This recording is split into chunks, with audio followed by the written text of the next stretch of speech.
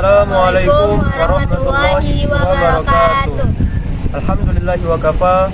Salatu wassalamu ala nabiyil mustafa wa ala alihi sidqi wa wafa.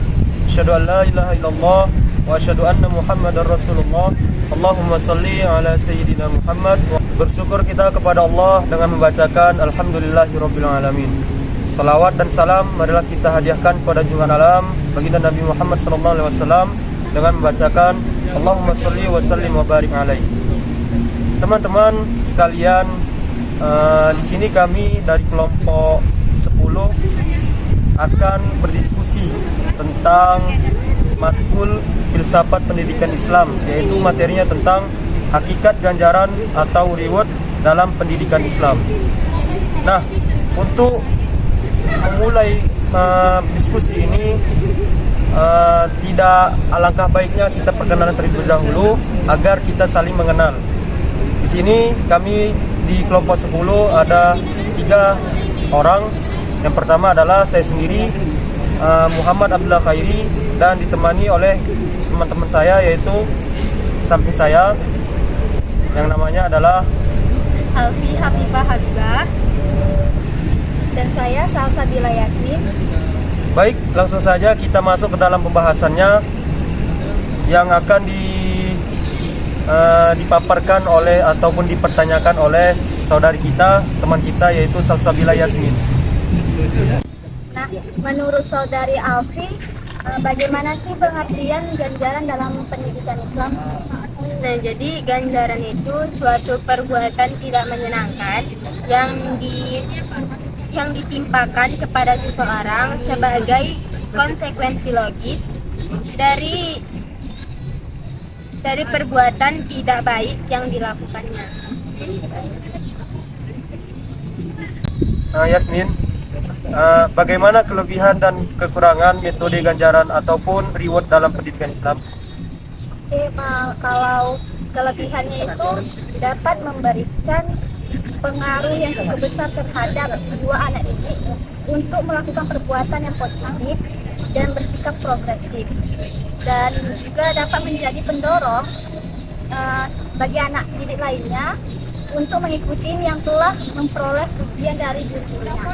Sedangkan kalau kekurangannya itu dapat menimbulkan dampak negatif apabila guru melakukan secara berlebihan, sehingga mungkin bisa mengakibatkan sang murid itu menjadi merasa bahwa dirinya itu lebih tinggi daripada teman-temannya. Nah, bagaimana syarat dalam pemberian ganjaran ataupun reward dalam pendidikan Islam? Syarat dan pemberian ganjaran itu ada 5 ya, yaitu yang pertama, pemberian hukuman harus tetap dalam jalinan cerita, kasih, dan sayang. Yang kedua, harus didasarkan kepada alasan-alasan keharusan. Yang ketiga, harus menimbulkan kesan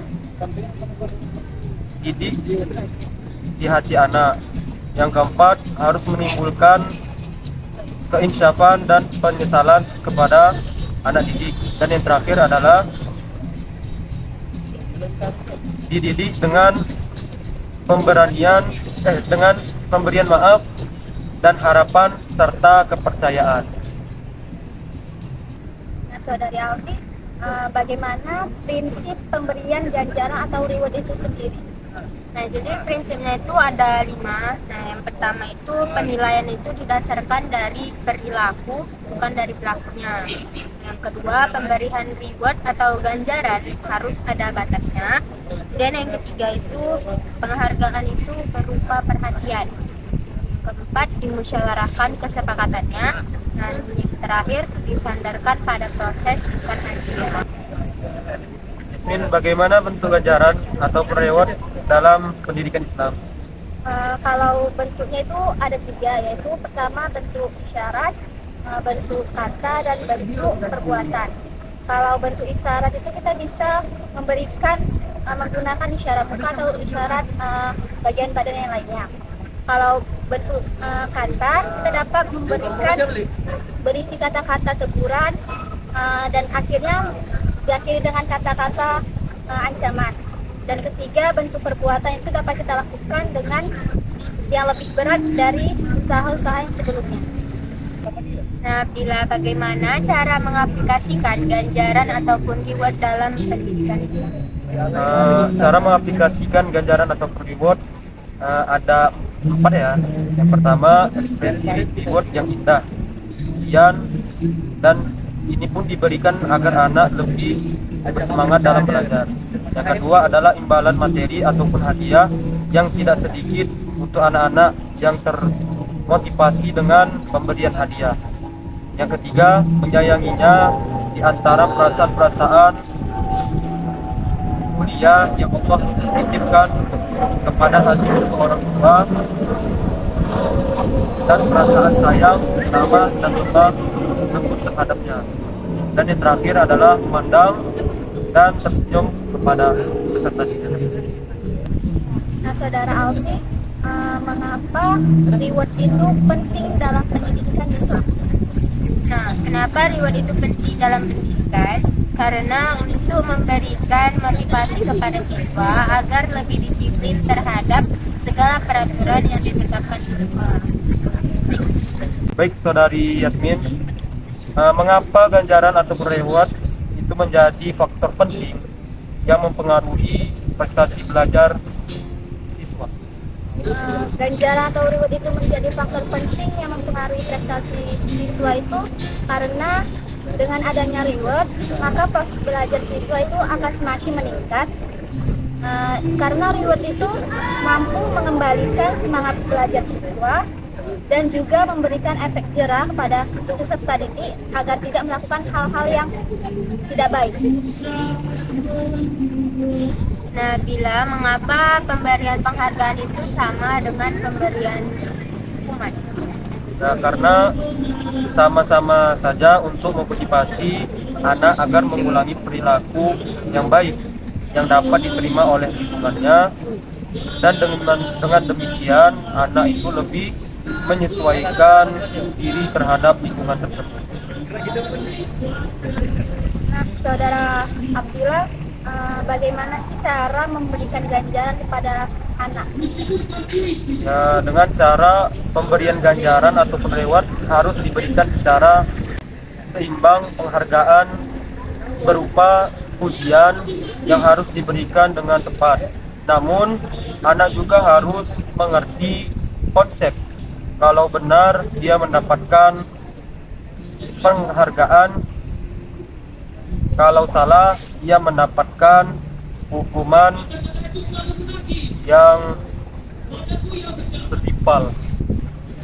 Nah, sekian diskusi dari kami, dan kami dapat menyimpulkan bahwasanya ganjaran ataupun hadiah adalah alat pendidikan yang preventif dan represif yang menyenangkan, diberikan kepada siswa yang telah menjalankan kegiatan positif yang selalu diharapkan oleh siswa, agar ia lebih giat lagi belajarnya dan mencapai prestasi yang lebih baik lagi dari apa yang telah dicapai saat ini. Di samping itu, untuk memotivasi teman-temannya yang mempunyai prestasi baik, karena dengan pemberian hadiah akan terkesan positif yang membekas dalam dirinya, dan timbul suatu keinginan yang kuat untuk selalu melakukan sesuatu yang terbaik dan lebih baik tentunya. Karena hadiah mempunyai peran sebagai dorongan dalam menguatkan perilaku yang positif dalam diri anak didik. Dalam memberikan hadiah dan hukuman dalam pendidikan perlu memperhatikan syarat-syaratnya, sehingga makna kedua pendekatan dalam pendidikan tidak disalahartikan. Bentuk-bentuk penghargaan yang dapat diberikan seperti komunikasi nonverbal, imbalan materi ataupun hadiah, bentuk pengakuan ataupun perlakuan istimewa. Pemberian hadiah memiliki beberapa fungsi. Dalam hal ini yang terpenting adalah fungsi pendidikan. Dalam pendidikan, pemberian hadiah dan memiliki kelebihan dan kekurangan sendiri-sendiri, seperti pendekatan-pendekatan pendidikan yang lain. Hadiah tidak harus berupa uang, maka dari itu pujian, perhatian, penghargaan, dan lainnya itu akan lebih berkesan. Dengan keberhasilan anak didik dalam proses belajar mengajar, itu pun sudah merupakan hadiah. sehingga anak didik merasa puas dan lega terhadap dirinya. Hal itu akan membawa kemajuan dan berkelanjutan, dan dalam memberikan hadiah hendaknya disesuaikan dengan keadaan dan sifat dari aspek yang menunjukkan istimewaan prestasi. Nah, itulah kesimpulan yang kami berikan kepada teman-teman sekalian. Semoga apa yang kami sampaikan bermanfaat dan ada ilmu yang bisa kita amalkan untuk dalam dunia pendidikan.